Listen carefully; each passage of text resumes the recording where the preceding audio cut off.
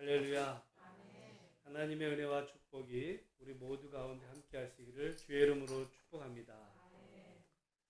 오늘 이렇게 날이 좋은 걸 보니까 조금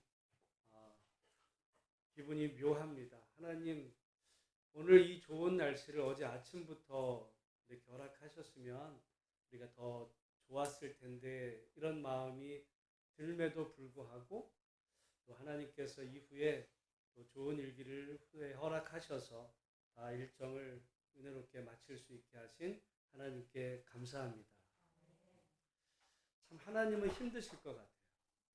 왜냐하면 제가 어제 차에서도 잠깐 말씀을 드렸지만, 마치 하나님은 이제 집신장수와 그 우산 파는 두 아들을 둔 그 꼭 어머니와 같이, 예를 들어 날이 굳으면 우산장수는 공치는 날이죠.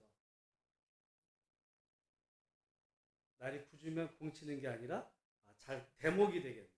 대목이고, 근데 날이 좋으면 우산장수는 그날 공치는 날인데, 엄마 입장에서 보면 두 아들이 다 잘 되기를 원하지만, 어떻게 보면 날이 좋든 싫든 그 영향을 받는 사람들이 이제 생기게 마련인데, 어제 제가 차 안에서도 그 말씀을 드렸잖아요.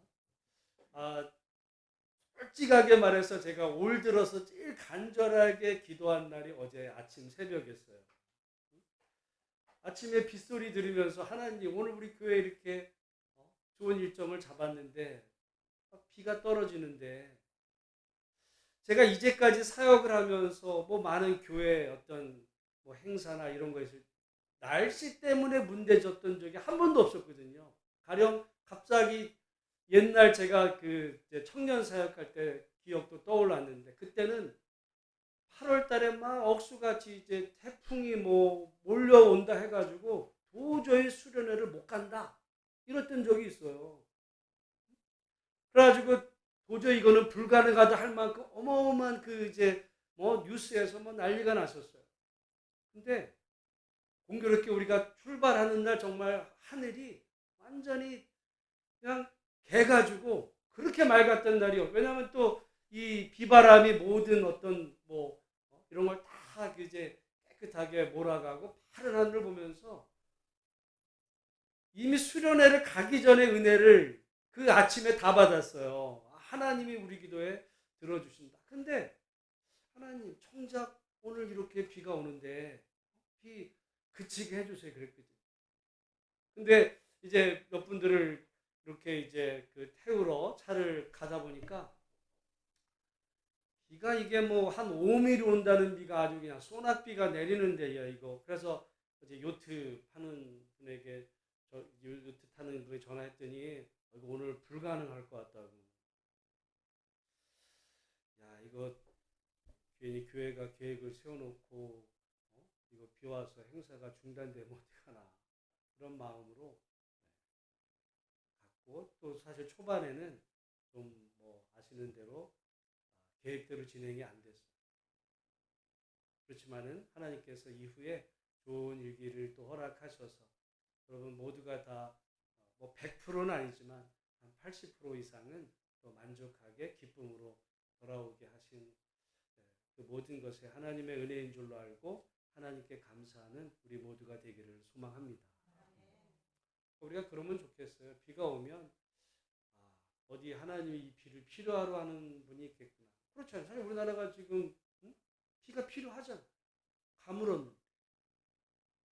비록 내 날짜에만 그날만 피해서 하나님이 그렇게 딱 필요때라가 아니라, 내게도 그 어떤 영향이 있어도 누군가에게 이 비가 필요한 사람이 있겠구나 또 감사하고, 그러다 보면 하나님께서 선하게 은혜로 인도해 우리의 삶을 인도해 주실 줄로 믿습니다. 덕분에 우리 어제 보트가 아니라 요트를 탔어요. 요트. 아마 우리나라에서 요트 탄 분들은 별로 없어요. 그러니까 요트라는 거는 정말 서구 선진국의 그 부의 상징이라 해도 과언이 아니에요. 아마 세계에서도 어떤 재벌급의 유명한 이런 부자들은 항상 요트가 있습니다.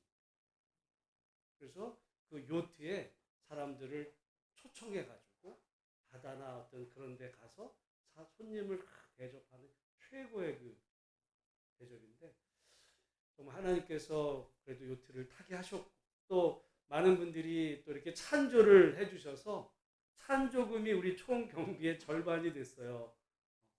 또 알아서 간식도 준비하고, 정말 날씨가 오늘 아침부터 이렇게 좋았으면 본래 계획대로 갔으면 더 좋았겠지만, 그러나 또 비를 필요한 분에게 비도 주시고 오늘 우리에게는 또 좋은 일기 가운데 잘 마실 수 있게 하신 우리 하나님께 감사하면서 우리 기쁜 마음으로 그렇게 하나님 더 잘 섬기는 우리 예수소망교회가 되기를 간절히 소망합니다. 여러분의 우리들의 인생에 우리가 살다 보면 풍랑을 만날 때가 있어요. 뜻하지 않게 내가 계획한 것과 다르게 풍랑이 일어날 때가 있는데, 오늘 본문에는 풍랑을 만난 두 사람 이야기가 나옵니다. 한 사람은 회당장 야이로, 다른 한 사람은 혈루증을 앓은 여인. 두 사람은 여러 가지 면에서 대비가 돼요. 우리야 오늘이야 뭐 남녀 구분이 없지만 고대 남자와 여자라는 것은, 여러분 여성분들이 좀 실망스럽겠지만 고대에는 거의 여자는 거의 사람 축에 끼지 못하던 그런 시대였어요. 그 시대 속에 회당장, 장이죠. 어떤 단체의 장입니다. 리더인데, 회당이라는 게 사실은 구약 성경에는 나올까 안 나올까요? 구약에는 안 나와요. 그런데 신약에 들면서 갑자기 복음서에 회당이라는 이름이 나와요. 도대체 왜 구약엔 안 나오다가 신약에 들면 나오는가? 잠깐 역사를 보면, 본래 하나님께서 구약의 성도들에게 예배 처소로 허락하셨던 것은 그건 뭐냐면 성막과 성전이었어요. 성막은 출애굽한 이후에 광야에서 이제 이동할 수 있는 텐트 형식의 그런 하나님 예배 처소가 성막이었다면, 다윗의 서원과 이제 솔로몬으로 인해서 솔로몬 성전이 예루살렘에 지어지게 됩니다. 그래서 이스라엘 백성들은 성막과 성전 중심의 예배 생활하는데, 그것은 전 세계에서 딱 한 곳에만 있을 수밖에 없었어요. 근데 문제가 생겼죠. 유다가 멸망합니다. 예루살렘이 이제 함락되고 성전이 파괴되고 많은 사람들이 포로로 끌려가다 보니까 먼 곳에서, 이방 땅에서 하나님을 도저히 예배할 수 있는 방법이 없게 됐던 거예요. 여러분, 만약에 우리나라 어떤 사람이 만약에 예배가, 교회가 우리 수원에 딱 한 곳에밖에 없는데 뭐 여러 가지 이유로 타국에 먼 땅으로 가 있다면, 이곳에 와서 예배를 드린다고 한다면 마음은 있어도 올 수가 없잖아요. 그 거리를. 오늘날 비행기가 있어도 오기 어려운 시절에, 여러분 과거에 뭐 그 먼 거리를 예루살렘을 향해서 안식일마다 어떤 때마다 간다는 것은 어려웠기 때문에 그 흩어진 이스라엘 백성들이 하나님을 예배하는 그런 예배 처소를 만듭니다. 그게 회당이었어요. 이 회당은 성전과 예배 방식이 전혀 달라요. 성전과 성막은 우리가 구약에 좀 불편하게 여겨지는 어떤 그 제사 제도로 하나님을 예배하는 곳이 성전이라면, 회당은 오늘 우리 교회 같은 거예요. 교회. 말씀 중심의 예배입니다. 이게 이스라엘 전역과 전 세계 곳곳에 회당이 만들어지려면 조건이 딱 하나가 있어요. 그거는 남자 가정의 어른 10명이 모여졌을 때, 10명이, 남자 10명이 모여졌을 때 거기에 회당을 지을 수가 있었어요. 그러니까 회당은 어떤 의미로 오늘날 작은 개척교회 같은 그런 작은 그런 곳이에요. 뭐 사람에 따라서 더 많아질 수 있지만 가장 기본 조건은 10명. 그러니까 그곳에 지금 이 회당장이라고 했던 야이로는 어쨌든 작든 크든 그 공동체의 리더였다는 거죠. 여러분, 뭐 큰 어떤 공동체의 리더도 그렇지만 리더가 된다는 것은 어디든지 다 쉽지 않아요. 여러분, 가정에서도 부모가 리더잖아요. 가정에서 부모 역할이 쉽습니까?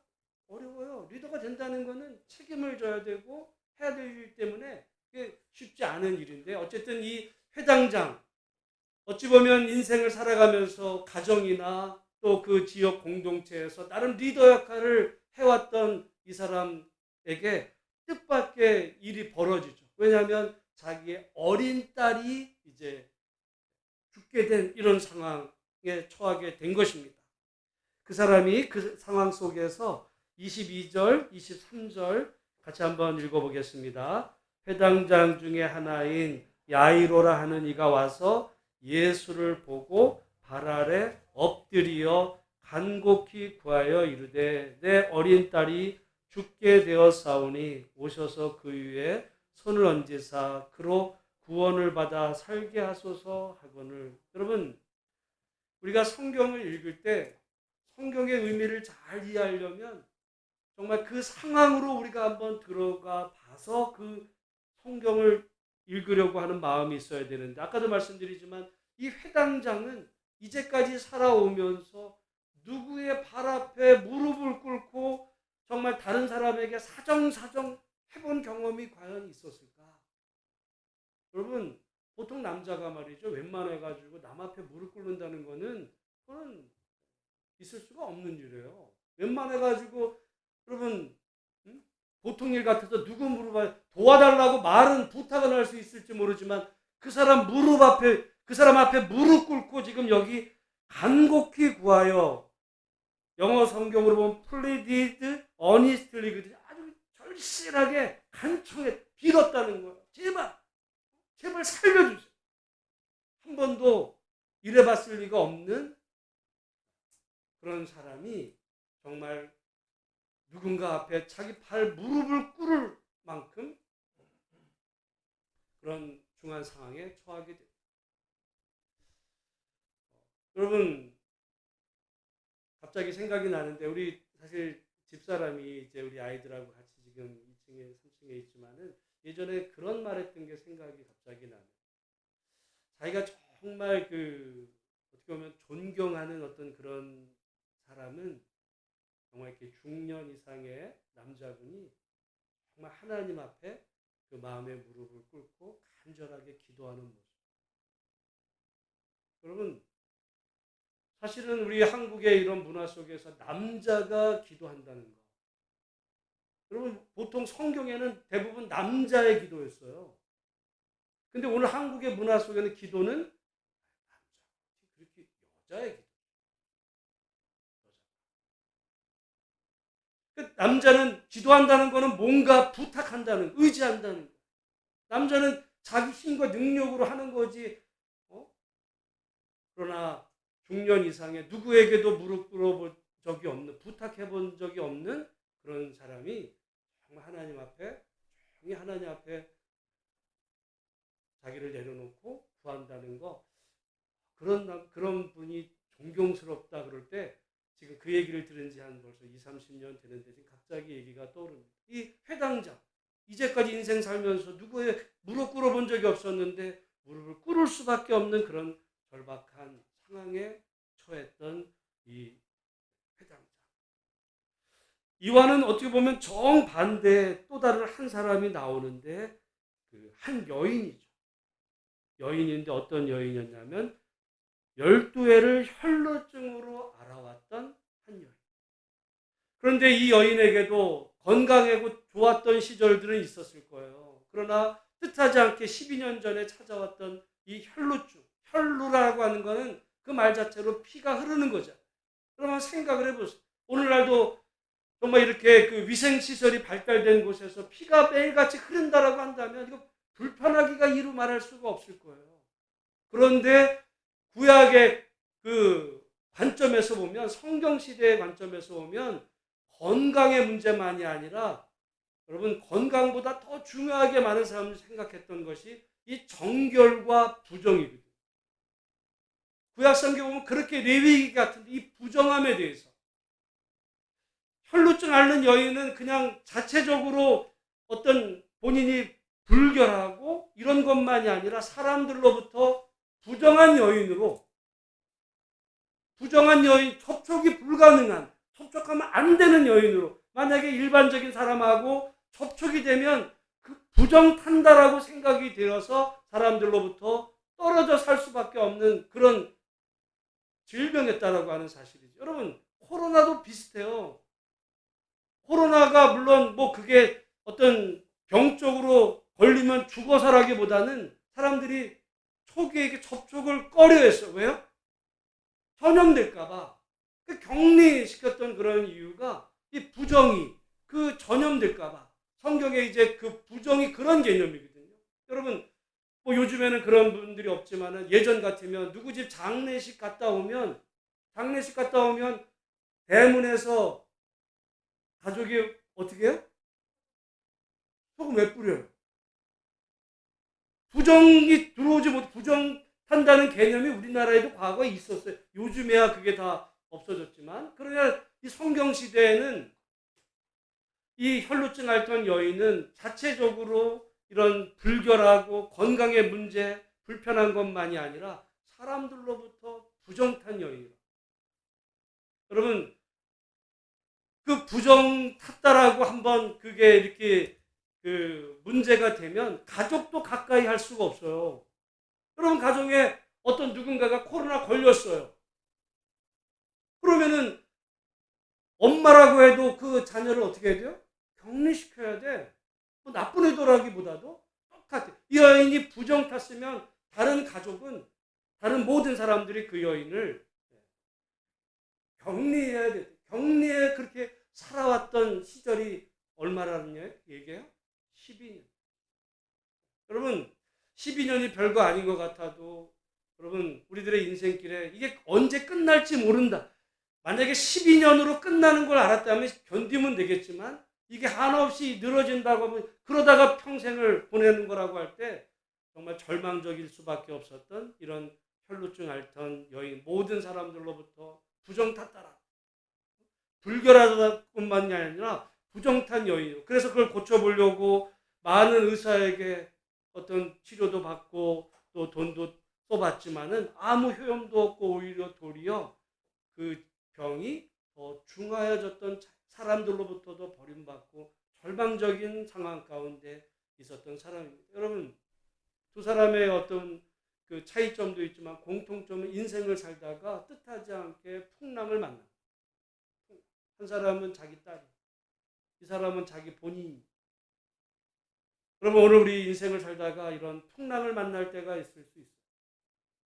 상황이 다 다르죠. 어떤 사람에게는 뭐 어떤 가족의 건강 문제, 어떤 금전적인 문제, 또는 관계의 문제. 우리는 괜찮았는데 뜻하지 않게 우리가 처한 우리들의 어떤 그 주변 환경의 문제로 여러 가지 인생의 풍랑을 만나게 된 이 두 사람. 공통점인데 또 다른 공통점이 하나가 있어요. 뭐냐면 이 회당장 야이로는 자기의 문제를 가지고 여기 22절 제가 다시 보면 예수를 보고 발 아래 엎드려 간곡히 구했다 그랬어요. 자기의 문제에 갇혀가지고 뭐 우리 딸이 죽게 됐지만 어쩔 수 없는 거 아니야? 어떤 내가 그래도 체면이 있지 누구 발 아래 내가 무릎을 꿇는다는 건 용납이 나는 안 돼. 그래서 그냥 자기 딸이 죽는 어떤 그런 안타깝긴 하지만 그냥 뭐 운명인가 보지 뭐 이렇게 받아들인 것이 아니라 도리어 그 문제를 가지고 주님께 발 아래 엎드려 간곡히 구해. 자존심 내려놓는 일이죠. 자존심 내려놓고 구했다. 또한 이 그 혈루증 앓던 여인은 사람들로부터 부정탄다. 그 사람 접촉하면 안 되는 거예요. 그럼에도 불구하고 이 여인이 용기를 냅니다. 그래서 27절, 28절 같이 한번 읽습니다. 예수의 소문을 듣고 무리 가운데 끼어 뒤로 와서 그의 옷에 손을 대니 이는 내가 그의 옷에만 손을 대어도 구원을 받으리라 생각함일러라. 여러분, 이건 대단한 믿음이에요. 왜냐하면 구약의 이 정결의 그런 관점에서 보면 이 여인이 누군가에게 손을 대면 어떤 일이 벌어지는 거예요? 상대방이 부정타는 거예요. 그래서 구약에 보면 이게 우리가 구약에 어떤 정결 예가 있어요. 보통은 다 정하다. 정하다는 것은 일반적이다는 거예요. 일반적인 것에 문제가 생기면 그것을 뭐라고 그러냐면 그거를 부정하다 그래요. 부정하다. 그러나 일반적인 이런 상황 가운데서 하나님이 특별히 어떤 사람이나 어떤 상황을 구별하시면 그것을 거룩하다 그럽니다. 여러분 성전은 거룩해요? 어때요? 여러분 성전에 쓰인 무슨 그 재료가 신성한 거예요? 하나님이 그 재료는 일반적인 뭐 다른 재료랑 똑같지만 하나님의 목적을 위해서 구별했기 때문에 거룩한 거예요. 여러분 구약의 안식일은 거룩해요. 왜? 일요일이 다른 날보다 뭐 항상 날이 좋고 뭐 일요일에는 무슨 뭐 다른 월요일부터 토요일까지 하는 가령 아니 뭐 다른 어떤 일반적인 날과는 일요일이라고 아니 뭐 그 안식이라고 하는 날이 무슨 특별한 거기에 무슨 뭐가 있어서가 아니에요. 하나님이 예를 들어 안식일 오늘 우리에겐 주일이라고 하는 그 날을 통해서 하나님을 예배하는 날로 구별했기 때문에 거룩한 구별된 게 거룩한 겁니다. 여러분 하나님의 백성은 거룩하다고 그래요. 왜? 하나님을 위해서 구별됐기 때문에 그게 거룩이에요. 그런데 일반적인 어떤 그런 경우에 이제 문제가 생기면 그거를 부정하다. 그런데 구약에서는 이 부정한 것이 거룩한 것하고 접촉하면 어떤 일이 벌어질까요? 부정이 거룩과 만나면 아니에요. 부정한 것이 죽어요. 부정한 것이 죽어. 그래서 부정한 사람이 거룩하신 하나님 앞에 그냥 나가면 어떻게 돼요? 죽어. 그래서 그거를 그 정결 예가 있어요. 그래서 부정을 씻고 그래서 일단 정하게 된 이후에 하나님 앞에 절차로 가는데 그러니까 이 지금 이 혈루증 앓던 여인이 가진 이 생각은 대단한 거예요. 대단한 거야. 구약의 관점에서 보면 이럴 수가 없는 내가 부정한 내가 주님을 만나면 죽을 수도 있다라고 하는 생각 속에 그렇지만 그 한 단계 뛰어넘어서 주님을 내가 붙잡았을 때 내가 나음을 입으리라. 사실은요 이 믿음 자체가 정말 대단한 믿음이었어요. 어떻게 보면 그 시절로 보면 죽을 각오한 거, 죽을 수도 있고, 용기를 낸 거죠. 그렇게 해서 만졌어요. 만졌더니 29절에 그의 혈로 근원이 곧 마름에 병이 나은 줄. 저는 구약과 신약의 여러 가지 차이 중에 오늘 이 본문의 말씀도 구약에는 부정한 것이 거룩하신 하나님을 만나면 죽어요. 그러나 오늘 우리 신약에서는 죄인된 부정한 우리가 거룩하신 예수님을 만나면 어떻게 돼요? 죽어요? 살아나요. 물론 우리의 죄를 담당하신 어떤 주님을 통과한 이 주님의 은혜이지만 그래서 히브리서 보면 우리가 은혜의 보좌 앞에 담대히 나아갈 때 구약 성도들은요 은혜의 보좌라는 게 지성소에 있는 그 속죄소를 말하는데 거기는 담대히 나갈 수가 없어요. 담대히 나갔다가는 죽어. 거기는 1년에 한 차례 대제사장만 조심스럽게 나가야 되는 거. 대제사장도 만약에 준비가 안 되면 죽을 수밖에 없는 그런 상황임에도 불구하고 오늘 우리의 은혜의 시대에 주님께서는 부정한 우리, 죄인된 우리가 거룩하신 은혜의 보좌 하나님 앞에 나아오도록 그 은혜와 구원의 길을 여신 주님, 오늘 여러분 오늘 우리들이 살아가는 인생길 속에 원하든 원하지 않든 뭐 하기야 풍랑을 원할 사람이 없겠어. 뭐 인생을 뭐 한번 즐겨보려고 무슨 환란을 원할 사람이 어디 있겠어. 뜻하지 않게 인생의 풍랑이 온 상황 속에서 좌절하여 계시지 마시고 이 회당장 야이로처럼 그리고 혈루증 앓던 그 여인처럼 주님께 나아가서 주님의 은혜를 구하다가 정말 주님의 은혜로 여러분의 모든 문제가 해결되는 복된 역사 있으시기를 주의 이름으로 축복합니다. 이 두 사람에게 차이점도 많았지만 공통점이 그런 가운데 하나가 있었는데 뭐냐 보니까 이제 그 여인의 몸이 나았어요. 그랬더니 34절에 같이 한번 읽어보겠습니다. 예수께서 이르시되 딸아 내 믿음이 너를 구원하였으니 평안히 가라. 내 병에서 놓여 건강할지어다. 이 혈루증 앓던 여인이 지금 나았어요. 어떻게 났다 그래요? 뭐 때문에? 누구의 믿음? 내 믿음. 여러분, 저는 보면 우리 보통 사람은 나았으면 누구 때문에 난 거예요? 나 때문에 난 거 아니야? 나 때문에. 내가 기도해 줘서 났지.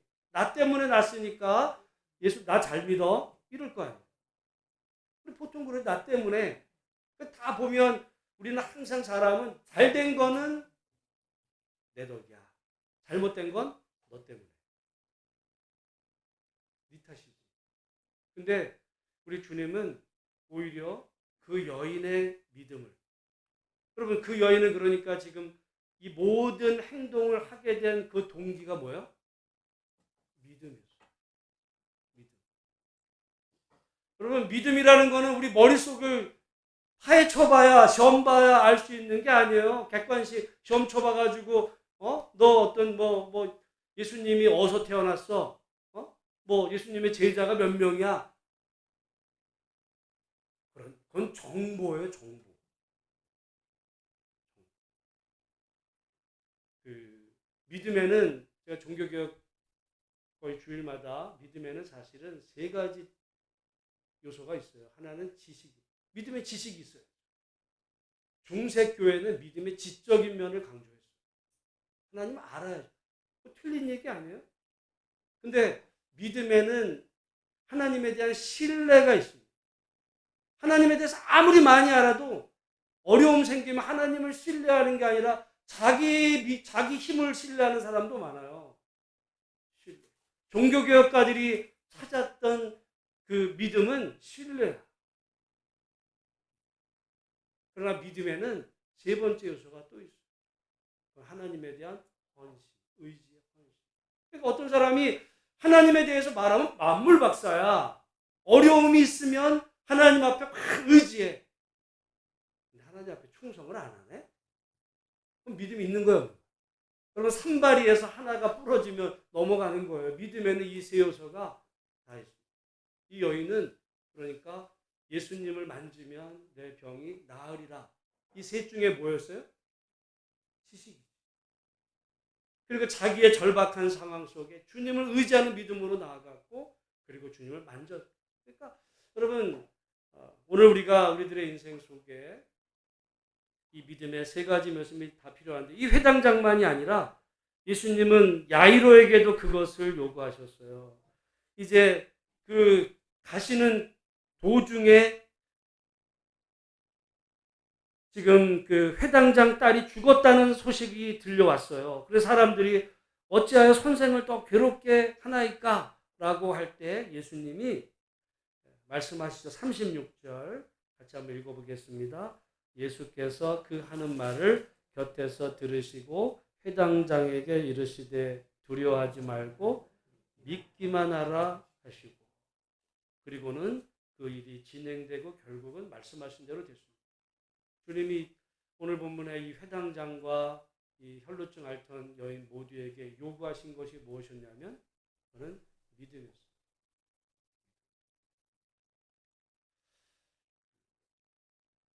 우리가 이 믿음이라는 것은 특별히 우리 인생이 정말 순탄한 어떤 그냥 파란 하늘을 요트 타고 이렇게, 우리 영화 같은 거 요트 이렇게 그거 보면 진짜 그림 같아. 그림. 지중해 바다에 요트 타고 그런 것만이 아니라요. 정말 우리가 인생가에 저 바다가 풍랑이 일어서 잘못하면 이제 침몰할 수 있는 그런 인생의 풍랑이 찾아오게 되었을 때 우리가 어떻게 반응하는지, 전혀 상반된 어떤 인생을 살다가, 회당장은 방금 전까지 좋았어요. 이제까지 인생에 아무 문제가 없었어요. 근데 갑자기 일이 터진 거예요. 그럼 그럴 수 있잖아요. 이제까지 내 인생에 한 번도 문제가, 갑자기 그냥 쓰나미가 확 밀어잡지 준비가 안 됐어요. 근데 이 혈루증 앓던 12년 동안 해도 뭐 별수단 막 다 썼는데 안 돼. 그래서 어쩌면 이제 나는 안 되나 보다. 완전히 다른 그런 상황이었는데 두 사람 모두에게 하나님의 은혜가 임했는데 그 공통점이 있다면 그것은 그들의 믿음에 하나님께서 은혜로 베풀어 주셨다. 오늘 우리가 상황이 다르잖아요. 이제까지 순탄했는데 갑자기 풍랑이 있을 수도 있고 이제까지 나는 어려움이 있는데 해봐도 안 돼 나는 이럴 수도 있고 여러분 그럴 수도 있어요. 갑자기 닥치면 당황스러워. 어떻게 해야 되지? 어떻게 해야 되지? 안절부절 어떻게 해야 되지? 근데 12년 동안 해도 안 돼. 별의별 수술 다 했잖아. 안 돼. 그러면 어떻게 돼요? 안 돼. 해봐도 다 해봤어. 기도 해보고 다 해봤어. 근데 안 되나?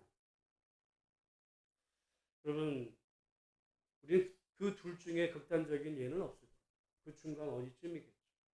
그러나 여러분 오늘 우리 인생에 어떤 어려움이 찾아왔을 때 이 두 사람 모두가 다 주님을 만나고 그 문제가 해결된 것처럼 오늘 우리들의 인생에 어떤 문제가 왔다면 아니면 아직 안 오고 혹시라도 인생 어느 시점에서 오게 되더라도 모든 상황에서 우리의 주인 되신 주님께 나아가서 정말 주님을 붙잡고 주님의 은혜로 문제가 넉넉히 해결되는 복된 역사가 우리 삶 가운데 꼭 있게 되시기를 주님의 이름으로 축복합니다. 기도하겠습니다. 하나님 아버지 감사합니다. 오늘